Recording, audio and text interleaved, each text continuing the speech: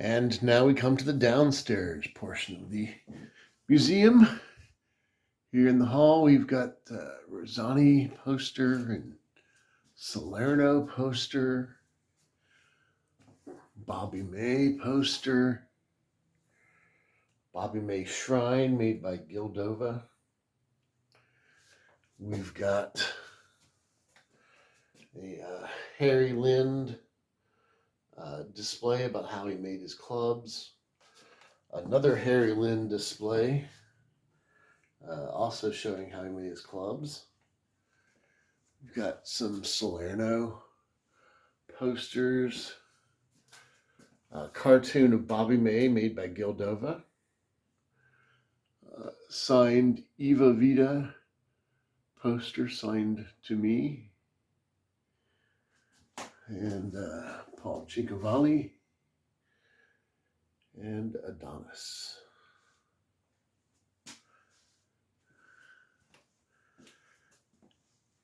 And so this room is different than what we had upstairs. Upstairs were all performer props.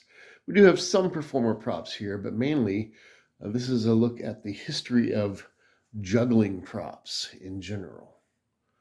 And so above the door here, we have a Harry Lind devil stick. And here we have some old juggling discs. Here we have a frisbee from Paul Klimek, the man most responsible for the invention of sight swap, although he called it quantum juggling. And we've got a Fakini ball, a silicone ball, the first silicone ball ever made. We've got the first 5G balls ever made, some Fergie bags, some extra balls, and some Japanese otodama. We've got various old Diablos here, and you'll see a lot of Diablos later on. Or maybe we'll go backwards. No, I'll show you those later on. But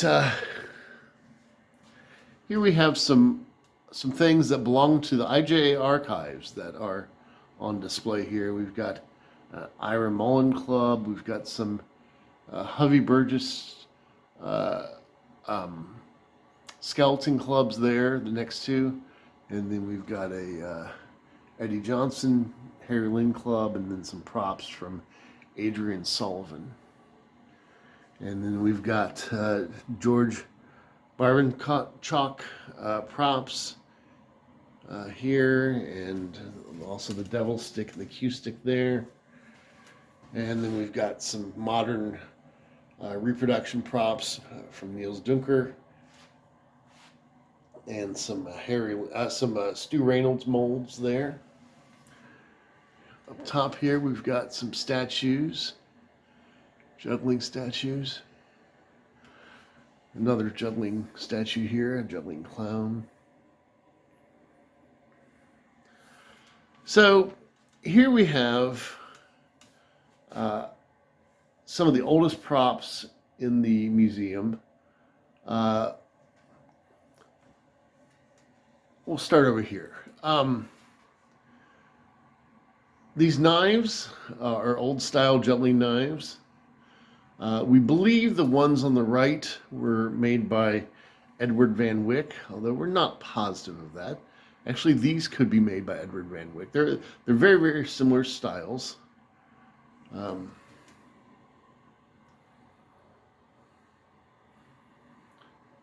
We have a three-pronged mouse stick there that was made by Edward Van Wyck. And almost all of these props, except for the club there, were Van Wyck props. We've got, and these belong to Billy Turco. So we've got mouse sticks and head pedestals and plates and rings and Diablos, and the rings may not be Edward Van Wyck, but we know that the mouse sticks and head pedestals and such were. And down here we have some Edward Van Wyck props.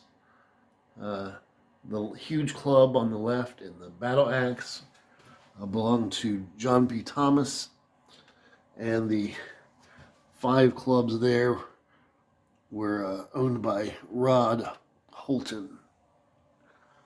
And we'll look at some more Edward Van Wyck clubs in a little bit.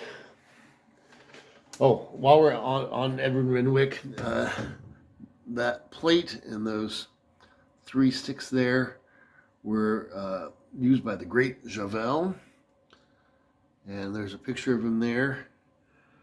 And actually, that picture appears in the Van Wyck catalog in 1900.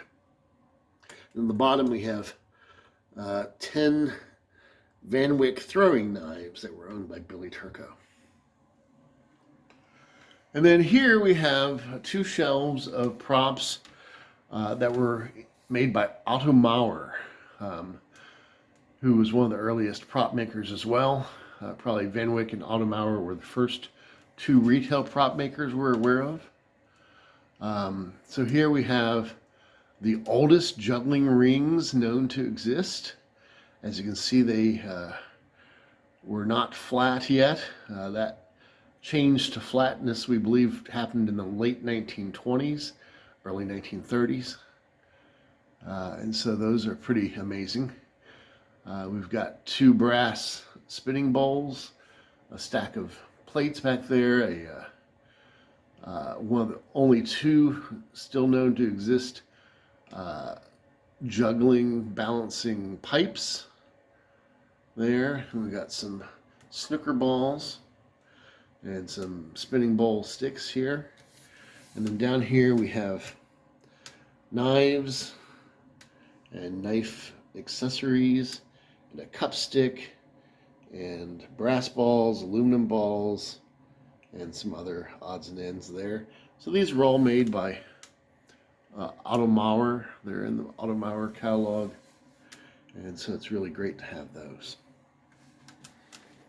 Here we've just got some odds and ends, figurines and statues and little miniature clubs and some games. We have an autographed poster of Adonis there. And here we have Van Wyck clubs. Van Wyck was the first retail maker of juggling clubs, starting out in 1895 in nearby Cincinnati, Ohio. So those are various Van Wyck clubs. The club up here on the left is a Van Wyck club. After Van Wyck ended his club making, he passed his business on to Harry Lind. Here are Harry Lind clubs. The first 6 there are Harry Lind clubs. So Harry Lind made clubs from 1920 to 1960. And up here are examples of kind of the different stages of making a club from Harry Lind. Down here we have rivals of Harry Lind that tried to make similar clubs. We've got some from George Toll and Jack Miller and Doc Crosby and the Jackson brothers and an unknown maker. And then the 2 on the right are Arthur Mann. The first one, the white one there, is paper mache, and the other one is an upholstered club stuffed with horsehair. So none of them were up to the same quality as Harry Lind, and so none of them really caught on like Harry Lind did.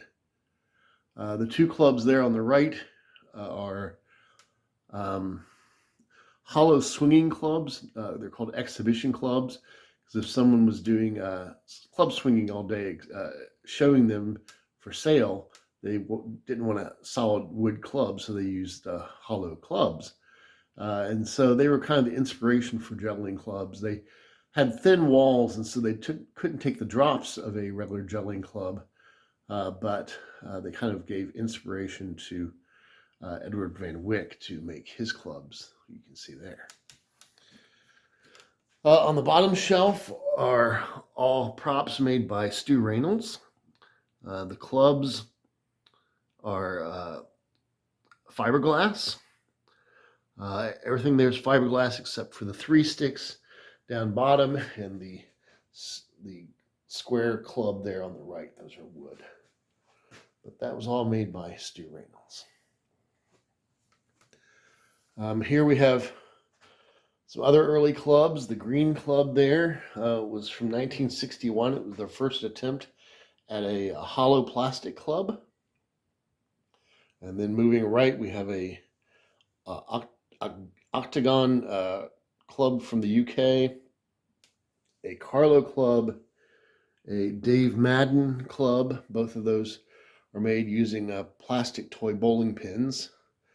And then we have 2 Jay Green clubs. That's Jay Green is the inventor of the modern juggling club, and so we have his American club, the fat one there, and the thinner European model. Jay started making them in 1964, and the shape may be a little different, but the construction is basically what we use today for most juggling clubs. And the club on the right was made by Dan Sadoff using a similar design with a plastic toy bowling pin. Down bottom, we have some fiberglass clubs made by Claude Crumley, the first 4 there. Then the next one is a fiberglass club made by Ken Benge, or the next 2 are made by Ken Benge. And then we have 2 clubs that were made by Gemini Juggling. Here we have examples of skeleton clubs. They all have the same type of construction, as you can see here, with a ribbing and an internal dowel rod, and some of them, these all here, all have coverings on them, but they have that same internal construction. Here we have some wicker clubs, 5 different types, and then a metal club, and then a lighted club, and then a Russian club. And then down bottom here we have a series of different foam clubs made by various makers. Up top here we have different assorted types of clubs. The one with 2 handles made by Cabeza de Martillo, I believe from Chile, and then a Bulgarian skeleton club, and then 2 clubs, the purple and red there, made by Pete Klein, and then a bounce club that I made that has a silicone ball in the end, and then a prototype for the Todd Smith Quantum Club. We have an original Dubé European club, and then a first Dubé molded body club. The one on the left, the original one, it was like the Jay Green one. It had a plastic toy bowling pin in it, but the second generation one there does not. And then we have the prototype for the first Dubé long-handled club, and then a Dubé American, a Dubé Air Flight, a Dubé Cork Numbers Club, a crocheted club made by Erica Kelch-Sleznick, and then the first 3D printed club. Over here we have various other clubs, Janak Kids Club, and various other clubs. The 2 on the right are made by Rick Bright. They were called Ricker clubs. They were very similar to Renegade clubs.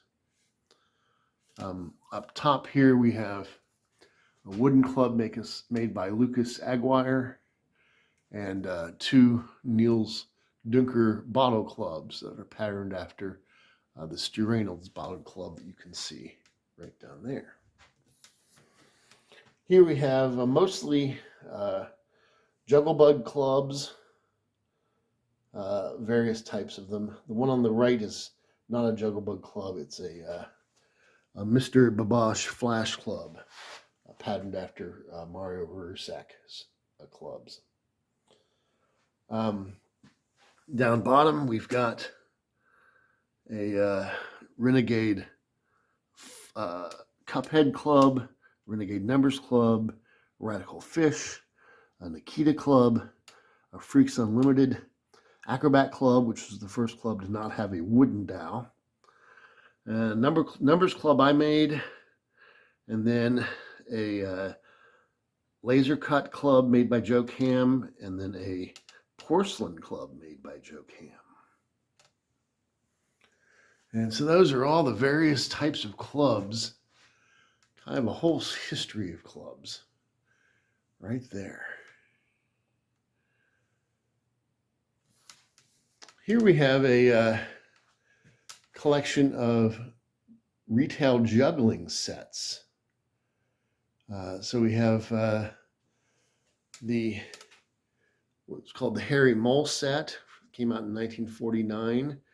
Also, this tube here from the Floyd Brothers came out in 1949. Those were the first two kind of retail mass-marketed sets. And then Harry Mole also came out with the professional model with larger rubber balls and the junior model.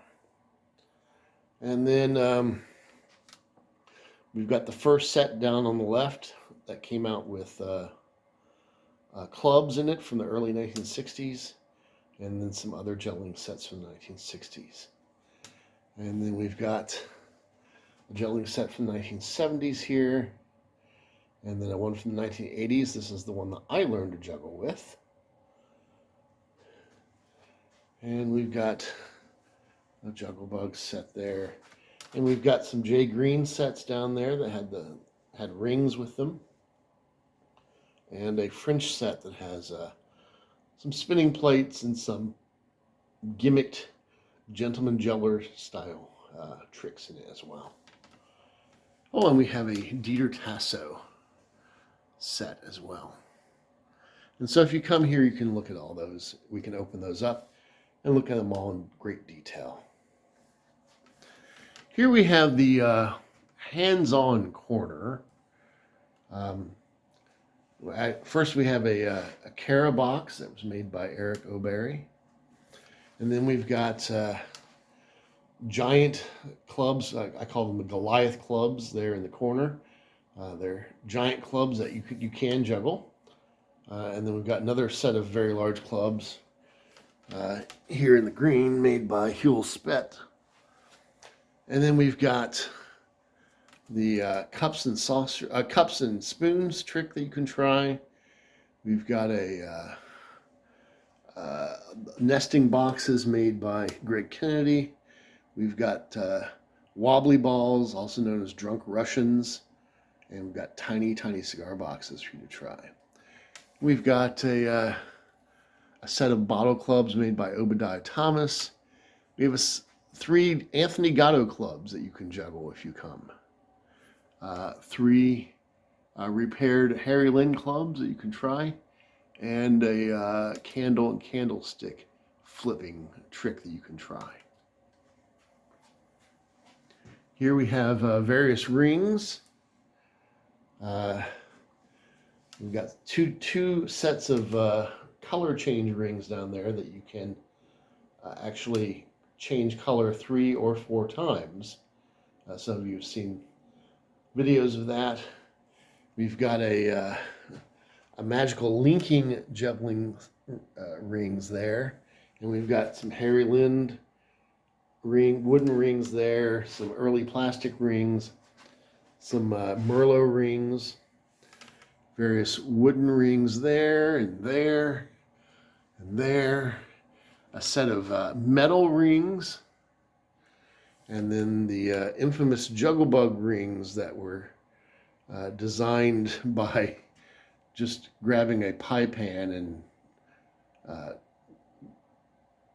getting the circumference from that. And those are color change rings from the 80s.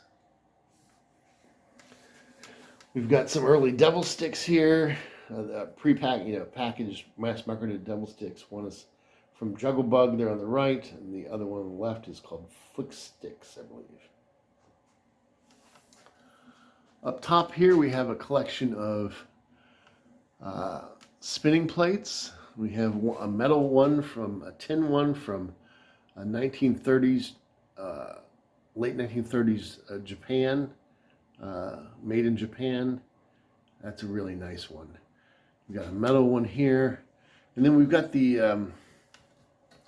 Whirly Whirler, which was came out in the late 1950s, and the first year that came out, they sold 2 million of them, and so the popularity of that spawned all these other copycat ones that came out in the late 50s or 60s. And so there are lots of different ones here.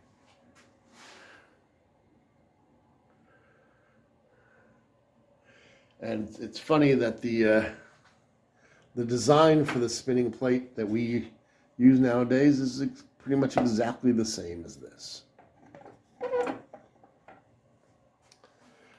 And then down below here we have Diablos. We have on the bottom we have traditional Chinese bamboo Diablos, and then we've got some that go back to some of these are probably 1900 or 1908, some first decade of the 20th century. That one on the right may be even older than that. These are tin ones from the 1950s. We have some sets from the 1930s here. We have ones probably from the 50s there, and also down there, and here, and other ones there. You can look at those in great detail if you come. We've got a yo-yo set there. And so that is the downstairs. Usually we take much more time in looking at all this stuff and handling it and asking questions about it.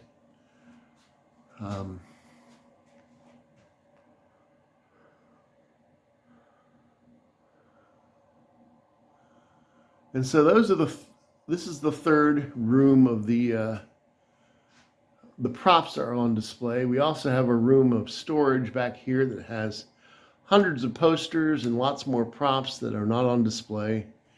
And then we also have a room back here. That door is the archive room that has 15,000 photos and lots of other publications.